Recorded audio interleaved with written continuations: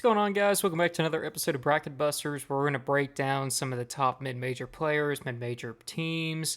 We're going through the summer right now, and I'm not going to lie, the content is kind of scraping the bottom of the barrel here. But we had some interesting and fun things that we could have watched. Some of you all may have been in tune to this a little bit, but the FIBA U20 EuroBasket Tournament just wrapped up a few weeks ago here in July as of this filming. And there were some real standout players. Of course, you got your top guys. You have guys that are probably going to go to the NBA draft next season. You got guys that are going to go to teams like Florida and your power conferences. There's a lot of great talent that plays in this tournament every single season, every single year.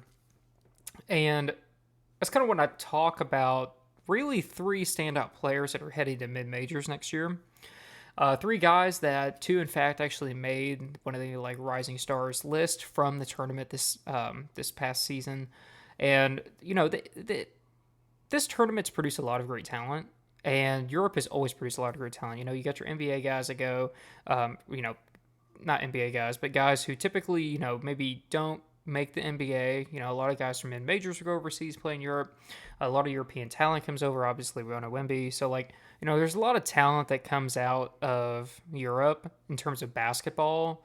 And that's why this tournament is so fun to watch every year. And if you're a complete nerd like me when it comes to college basketball, it's great to be able to watch and see statistics and get a grip of kind of what are these guys like coming in, because these are people playing legitimate talent. It's not like you're playing a random high school in the middle of cornfields type talent. You are this is an elite tournament for these kids to play in. So you're getting to see kind of what are they going to do whenever they're coming in next season and playing up against talent of equal level, better level. And yes, of course, it's, you're not playing a team full of, people from UConn, but there are caliber players of that caliber that can play there. So, some of my favorite players, kind of growing up and whenever I was going to a lot of mid-major games, came from Europe. So it's why I kind of wanted to highlight some three guys in particular who I'm personally really excited about. And if you're a Duquesne fan, you're going to make fun of me for one of these. So let's just go ahead and dive in and let's start talking about the top three, in my opinion, performers that are headed to mid-majors next season. So number one, we have Jacob Nikas from Duquesne. I'm just going to go ahead and start here at Sagas. I'll just put my foot in the mouth. And for those of you who probably don't know why I'm saying that right now, I have been doing these off-season reviews throughout the summer, just kind of talking about what does the transfer portal look like for these guys, what does the high school recruiting look like for these mid-major teams, and we're talking about what are they going to look like in the coming season. And I did one to Duquesne, I don't know, maybe a month or so ago, and I didn't get flack. I just got a lot of comments from people saying hey, this guy's going to be really good. He's going to be really good next year. He went off, and he was a big part of why Duquesne upset BYU. He's a big part of why Duquesne was able to win the A10 tournament. And I was yeah, he played well at the end of the year, but he didn't really play much throughout the rest of the year, so I don't really know what he's going to be like. I kind of just did, I kind of wrote him off, admittedly. It's hard when you don't follow every single team throughout the course of the season. Obviously, you're gonna have fans that are super fans. It's no different than me with my teams that I personally watch more than others. You're gonna have those guys that you're yep, that's a guy that's gonna be the guy next season. So it is really hard sometimes when you're only looking from a statistical and what video you can find these guys and what they're actually gonna be like. And boy, I shot wrong on this guy, let me tell you. Okay, so kind of going into what he did. So again, this is Jacob Nikas from Duquesne. Absolutely went off in the FIBA tournament, let me tell you. He was named one of the top 10 rising stars on the FIBA U20 EuroBasket list. In the tournament, he led the entire session with 18.6 points per game. He averaged 18.6 points, 8.4 rebounds, 2.7 assists, 1.3 steals, and nearly 1 block per game.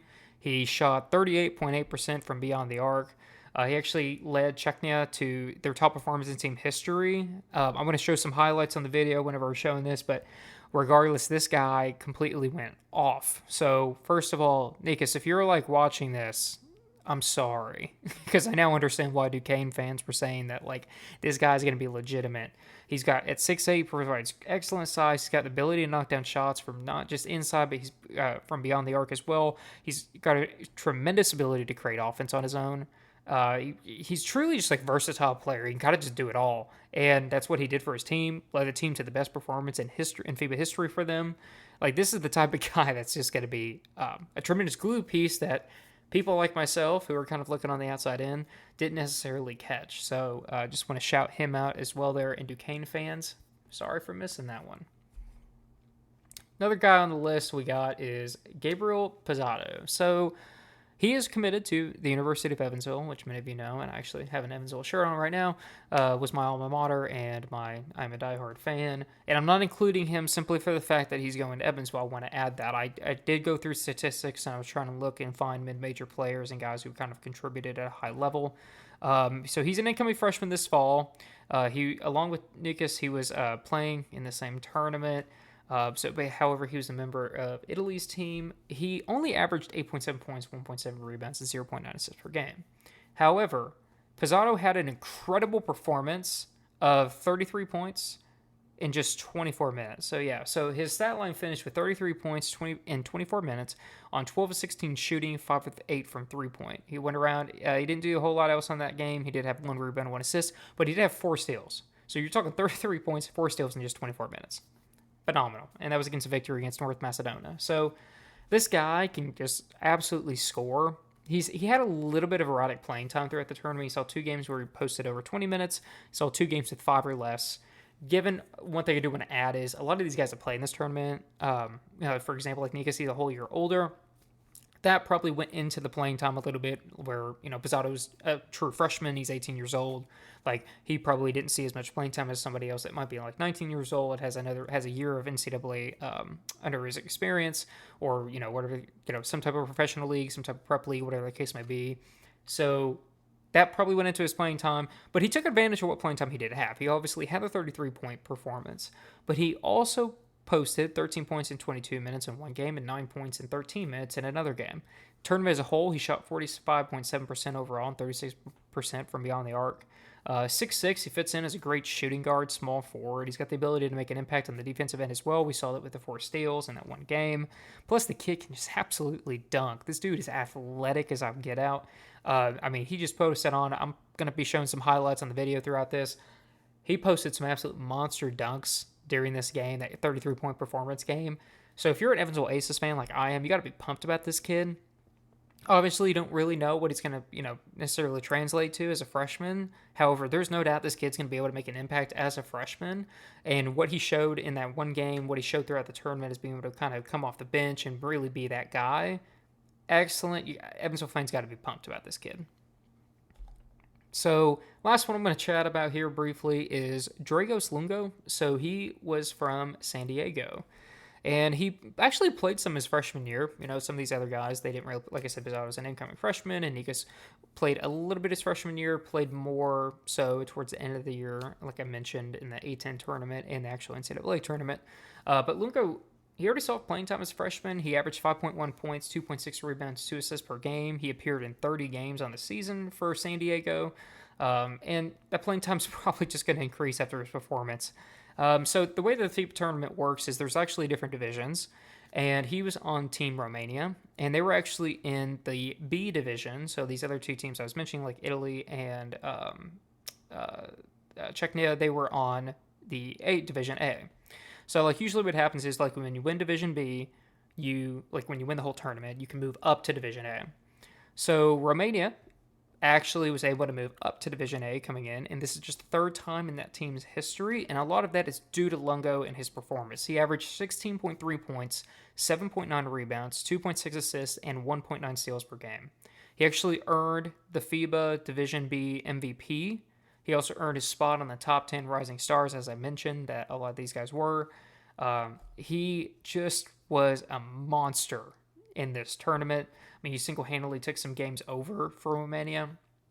I'm going to be showing some highlight reels. The dude is legitimate. I know San Diego fans, if you're out there, you probably already know this guy's legitimate, but he is going to just take that another step further. It looks like he's improved on his game. He's going to be a serious problem for other teams in the WCC. And he's got a tremendous ability to create offense for himself. He can take a step-back shot. He can finish a tough shot around the rim. At 6'6", he's an excellent rebounder. He's the type of guy that, he's not 6'9", but he can absolutely just crash the boards. Dude is averaging 8 rebounds a game here.